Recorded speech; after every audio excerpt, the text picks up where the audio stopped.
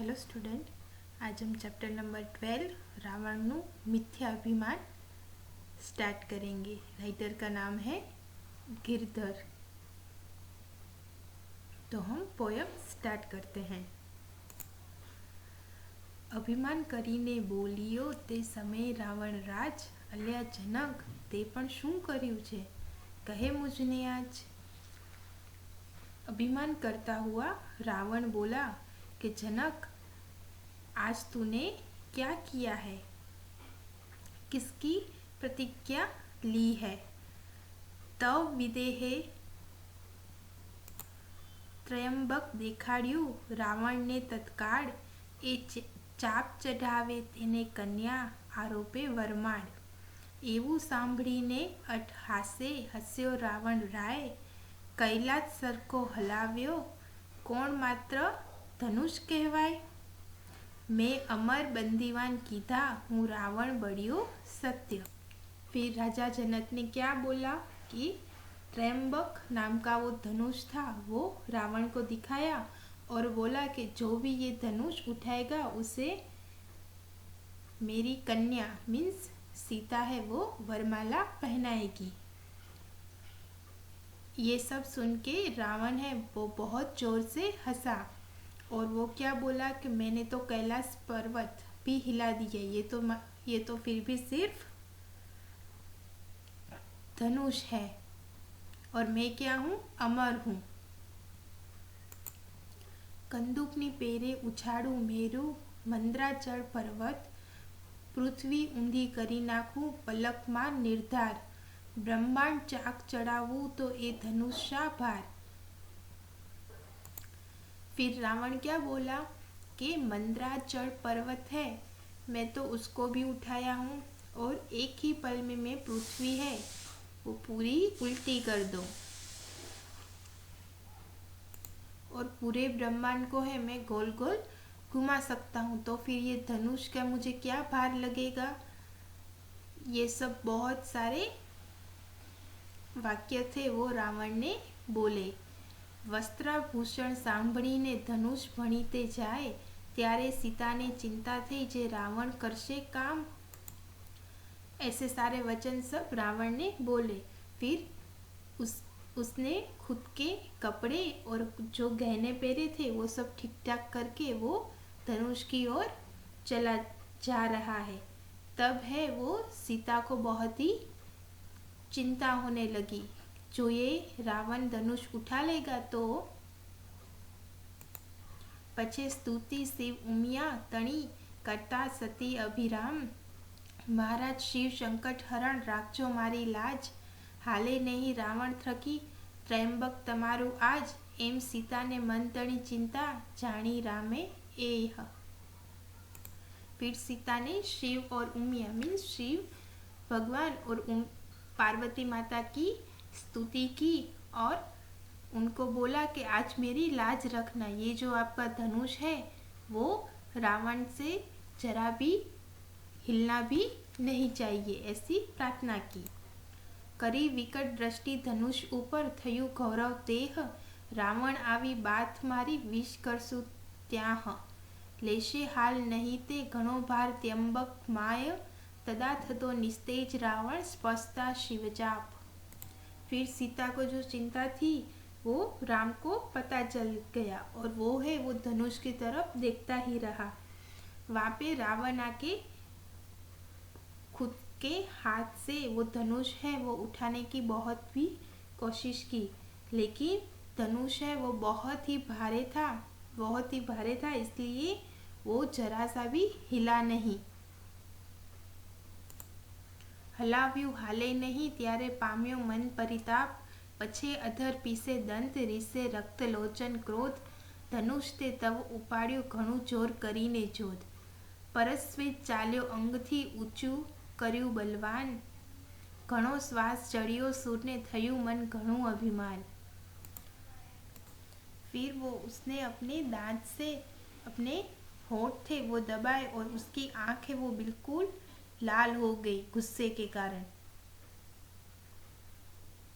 और उसका जो पूरा शरीर है उस पे पसीना आ गया, लेकिन वो धनुष है वो बिल्कुल हिला ही नहीं।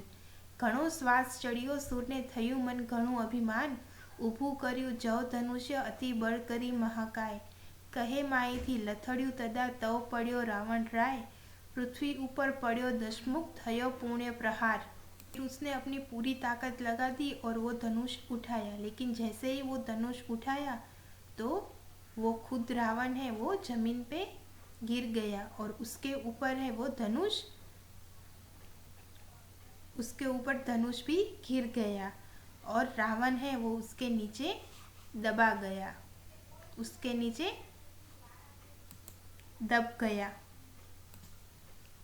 तेनी ऊपर पड्યું ત્રંબક, ચંપાયો તેણી વાર, તે ભડાકો સબળો થયો, ઘણી ઉડી રજ તે ઠાર, રુધિર ચાલ્યું મુખ થકી કચ્ચર થયો નિર્ધાર, પોકાર કરતા બોલ્યો તમે સુણો સર્વેજન, હું દબાયો છું મને કાઢો થાય પીડા તન, અરે જનક મુજને કાઢ વહેલો જશે મારા પ્રાણ, તો कुंभकर्ण इंद्रजीत तुझने मारशे निर्वाण। फिर रावण सबको बोलता है कि सब लोग सुनो, मैं धनुष के नीचे दब गया हूँ, मुझे यहाँ से निकालो, मुझे शरीर में बहुत ही पीड़ा हो रही है, हे राजा जनक मैं धनुष नीचे दब गया हूँ,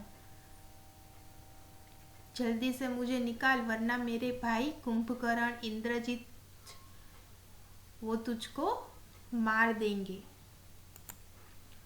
पूर्वंग करशे असुर तारू, लेशे मारू वेर, पामू नवो अवतार जो जाऊं जूतो मुझे घेर, एम ते समय चंपायो रावण थયું दुख अपार, पृथ्वी पर पड्यो निशीचर करे मुख पोकार, पोकार करतो मुखे रावण पीड़ा पामे तन रे, त्यारे सर्व सभा सांभळता बोल्या जनकराय वचन रे। इस तरह रावण है वो धनुष के नीचे दब गया और पृथ्वी पर ऐसे ही पड़ा हुआ था और राक्षस के मुख से पुकार निकल रही थी और उसके शरीर में बहुत ही पीड़ा थी और पूरी सभा थी वो सुन रही थी। इसमें जनक राय जी बोले। गिरधर कृत रामायण। शब्द समझूती ये आपको गुजराती की नोटबुक में लिखनी है। अभ्यास नीचेना दरेक प्रश्नना उत्तर माटे आपेला विकल्पोमांथी साचो विकल्प क्रम अक्षर प्रश्ननी सामे आपेल बोक्समां लखो। सीताना स्वयंवरमां मूकेलुं धनुष्यनुं नाम शुं हतुं? त्र्यंबक। सीता स्वयंवरमां मूकेलुं धनुष्य कोनुं हतुं? शिवनुं। रावण मिथ्याभिमान काव्य आखरे रावण दबायो। नीचेना दरेक प्रश्ननो उत्तर एक एक वाक्यमां आपो। सभा मंडपमां रावण केवी रीते बोल्यो? सभा मंडपमां रावण अभिमान साथे बोल्यो। शिव उमियानी स्तुति कोणे करी? सीताना स्वयंवरमां मूकेला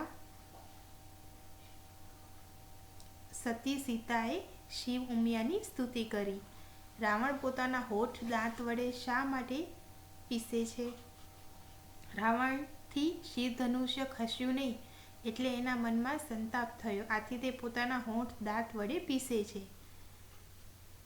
जनक राजाए स्वयंवर वखते शी शरत मूकी हती?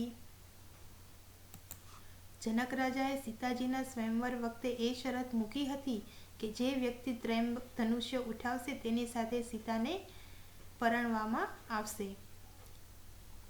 रावणना मते जनक राजाने कोण मारशे? रावणना मते जनक राजाने कुंभकर्ण अने इंद्रजीत मारशे। स्वाध्याय नीचेना प्रश्नोना उत्तर लखो। रावणना पोताना क्या क्या पराक्रमोनो अभिमान हतुं?